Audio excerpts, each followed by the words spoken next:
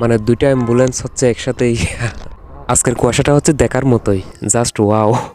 মানে আমি গাড়িটা স্টার্ট দিব, গাড়ি মানে কোনো মতেই স্টার্ট হচ্ছে না, আমাকে বলতেছে যাবে না যাবে না যাবে না। খুব কষ্ট করে হচ্ছে আমি গাড়িটা স্টার্ট করছি, মানে ইঞ্জিন এতটা ঠান্ডা হয়ে গেছিলো। তো আমার হচ্ছে এমনিতেই অফিসে অনেক বেশি দেরি হয়ে যায়। আমার বস মানে আমাকে বলতে বলতে সে একদম অতিষ্ঠ, মানে আমাকে আর বলতেছেই না আমার দেরি হচ্ছে সেটা।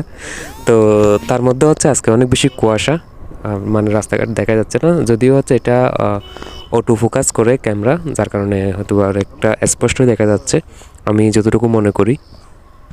আর ভাবলাম হচ্ছে অনেক দিন মোটো ব্লগ করা হয় না, এই ক্যামেরাটা দিয়ে অনেক দিন ভিডিও করি না। তো দেখি আসলে ক্যামেরাটা কেমন আছে, একটু ভিডিও করে দেখি।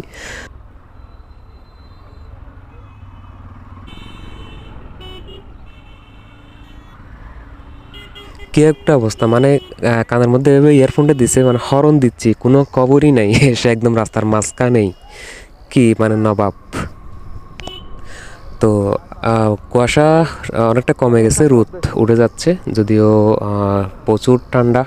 ঠান্ডায় হচ্ছে গাড়ি চালাইতেও পারতেছে না, অনেক বেশি কষ্ট। দেখা যাচ্ছে সব মানুষই কাঁপাকাঁপি করতেছে। এরকম আজকে ঠান্ডাটা হচ্ছে অনেক বেশি। আজকের তাপমাত্রা কত আসলে সেটা জানি না, একটু সকালেও দেখা হয় নাই, অবশ্যই জানা থাকলে একটু জানিয়ে দিবেন।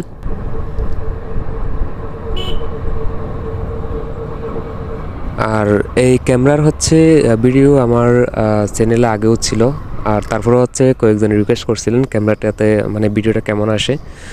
যদিও এটা খুব একটা দামি না, এটা হচ্ছে মানে মোটামুটি যারা একদম নতুন ব্লগ করেন তাদের জন্য মানে চলে চলে বললেই, মানে দেখতেছেন এটার কোয়ালিটি কেমন, সেভাবে একটু এটাও একটু বলে দিলাম। তো আমরা হচ্ছে এখন ক্যাম্পে ঢুকে যাব।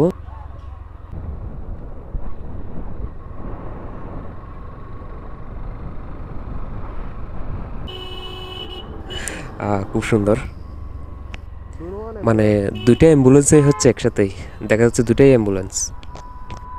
আর এখানে হচ্ছে যথেষ্ট পরিমাণের মানুষ রাস্তার মাঝখানেই থাকে, যার কারণে আমার হচ্ছে বাইকটা রাস্তার সাইডেই চালাইতে হয়। একটা সমস্যা, তারা হচ্ছে হর্ন দিলে কিন্তু রাস্তার মাঝখানেই চলে আসে।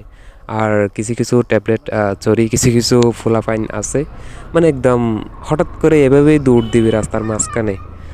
আমার হচ্ছে গাড়িটা নেওয়ার পর পর্যন্ত আলহামদুলিল্লাহ তেমন কোনো অ্যাক্সিডেন্ট বাহিরে খুব একটা হয় নাই, হয় নাই বললেই চলে। কিন্তু এই ক্যাম্পে ঢোকার পরে আমার গাড়িতে যত ধরনের দাগ, তারপর হচ্ছে ছোটোখাটো যা কিছু হয়েছে সবগুলো এই ক্যাম্পেই।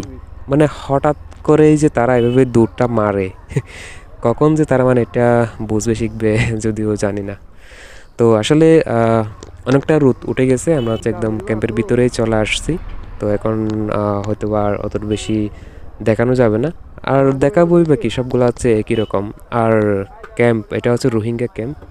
রোহিঙ্গা ক্যাম্প যদি ওরকম কারো দেখার ইচ্ছে থাকে, মানে এখানে কি হয় না হয়, তাহলে হচ্ছে অবশ্যই জানাইতে পারেন, আমি চাইলে এটা একটা ব্লগ নিয়ে আসবো আর কি।